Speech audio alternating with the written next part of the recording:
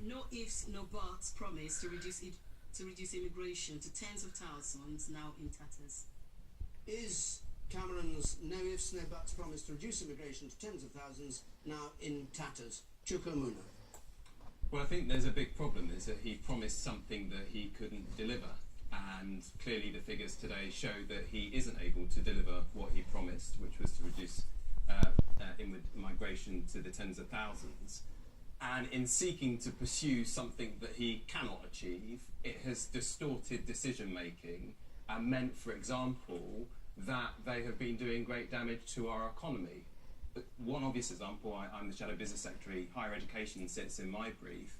They've lumped legitimate students, international students coming here, into their migration cap and given the image that in terms of higher education, we're closed for business, which is bad for our economy. So making promises you can't deliver is not sensible when it undermines trust in politics. But I just want to say something generally about this debate around immigration, because I think everybody wants a fair and firm immigration policy. I want one where we control who comes in and out, we count who comes in and out, we ensure that if you're going to take out of our benefit system, you contribute in first. We don't have undercutting in our labour market.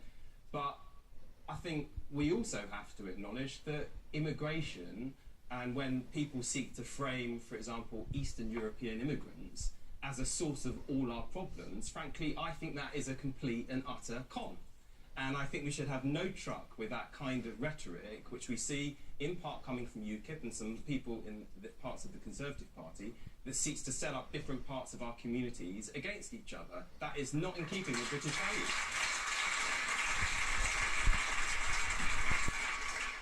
So are you happy with an increase, a level of just over 250,000 net migrants into this country, or would you like it lower, or would you happy to see it higher, because you say people are being refused entry who should be allowed? Well, I think ultimately, if you look at, for example, our NHS wouldn't be able to be run without what immigrants bring to it. So immigrants actually help our economy. Now, to the extent that we've got immigrants coming into our economy to do jobs that our people here don't have the skills to do, of course we've got to provide people with the skills and training. We need more people taking up engineering, for example, to be able to do those roles. But I'm just asking about the figures that came out today. Are they, in your view, too high, too low, or about right? At the end of the day, the reason we've got people coming in is because our economy needs it. Ultimately, we need to make sure people have got the skills and qualifications to do the roles that people are coming in to do. But, you know, I look at what immigrants have brought. I'm the son of an immigrant.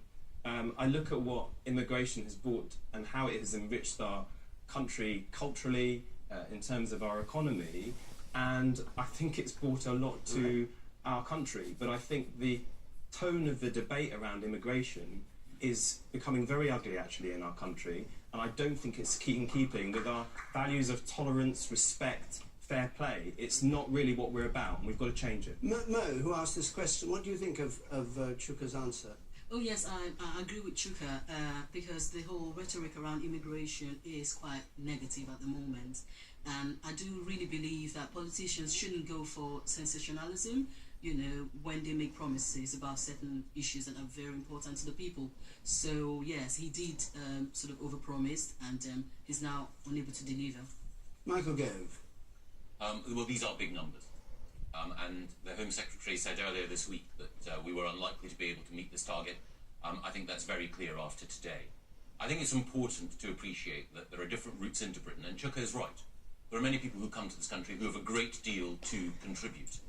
People who are professionals who help to improve our National Health Service. People who come here who want to study and who want to learn, who want to contribute, and who ensure that there's a cross-fertilisation, intellectual growth in our country.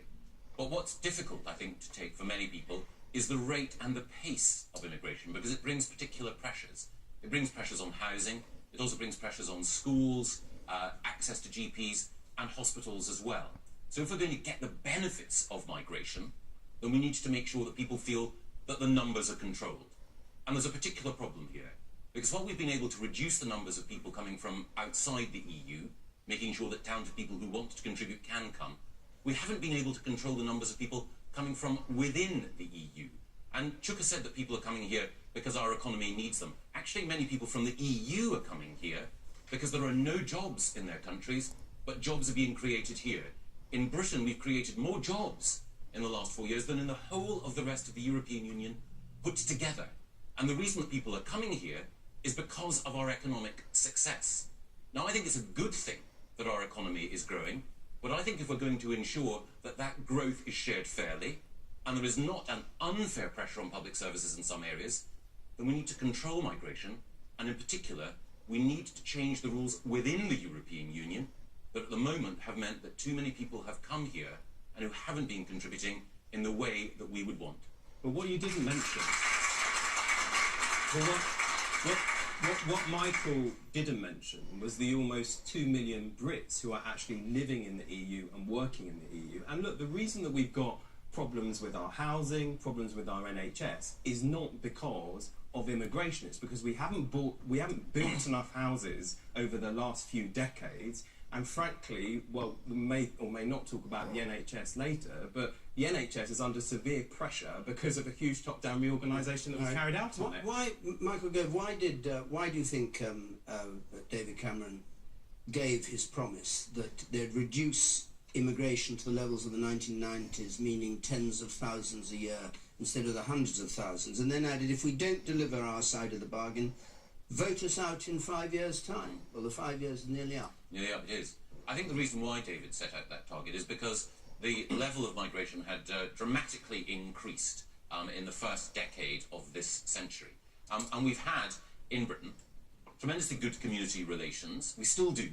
But those good community relations depend upon people feeling that we can control our borders. And those countries which have succeeded in being multi-ethnic, multiracial success stories, like Australia or Canada, are countries where, yes, large numbers of people come in, but there's a sense that those countries have control of their borders.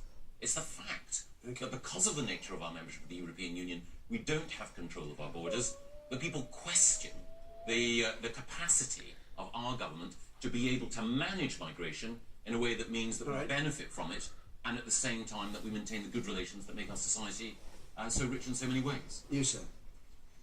Well, 100% agree with Michael. With all of this, of course, I'm in business, and of course the country needs labour forces coming in. And one of the successes for Germany was as a result of the curtain coming down. But it's a matter of control. We can't flood this country with millions of people, and that 280,000 that we've just come out with, I read in the paper today, that doesn't consider the babies that's been born as a result of this as well. 4 out of 5 babies, that's every 5. I'm not against that, but the housing can't cope, nothing can cope. So we've got to say, hold fire a minute. We're not against foreign people. We don't want to chuck people out. Let's hold fire till we sort this mess out. Otherwise, everything's going to start collapsing, stores and everything.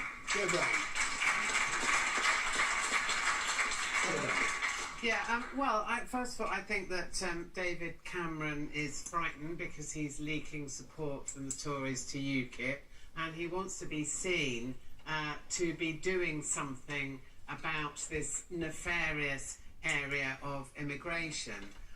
As far as I'm aware, immigrants actually put more into the economy than they take out. I don't know whether that's right or wrong, but that's what I've read. But if you speak to some people, you just wouldn't believe that was the case. You would believe that they're coming here, they're sucking the country dry, they're sending it all back home to relatives, and some of them are committing crimes. And I think it's really down to immigration being concentrated in certain areas where people are uncomfortable about it, and it's also down to certain areas of the press encouraging scaremongering about what's going on. I'm also interested in how you decide what is a suitable level of immigration. Ask everyone in this room. They're all going to say something different, aren't they? Because people have different attitudes about immigrants. People know different things about them. People don't know how many people come into the country and work for the NHS. I think a lot of them come in,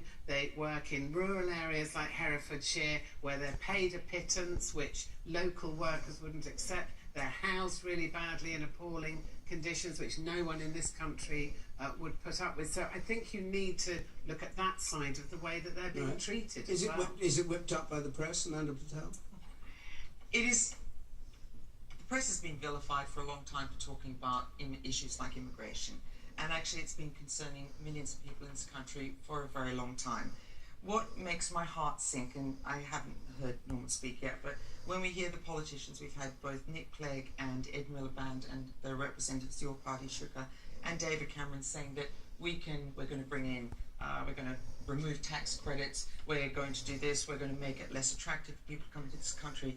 Under the current legislation, they cannot do any of that. You cannot treat someone living in Britain any differently from how you can treat them anywhere else in the world unless you negotiate, and there is no evidence whatsoever that these negotiations are going to work. And I would just like to say, I'm an immigrant. You know, I came here 30 years ago, but I never expected that this country would provide me with a meal ticket. I've worked really, really hard. It is a fantastic country, which I love, and I'm so proud to be part of, but I didn't come here expecting to be paid for things. I use the NHS. Apart from that, even when I've been unemployed, I haven't used it. Fortunately, because I didn't have kids, so I didn't need to. But if only more people just came here and thought, you know, it's about us giving to this fantastic country rather than us coming here and expecting for But our... Amanda, I think that's what most people who've come here, my late father was exactly the same as you. He didn't come here expecting to be given a meal ticket.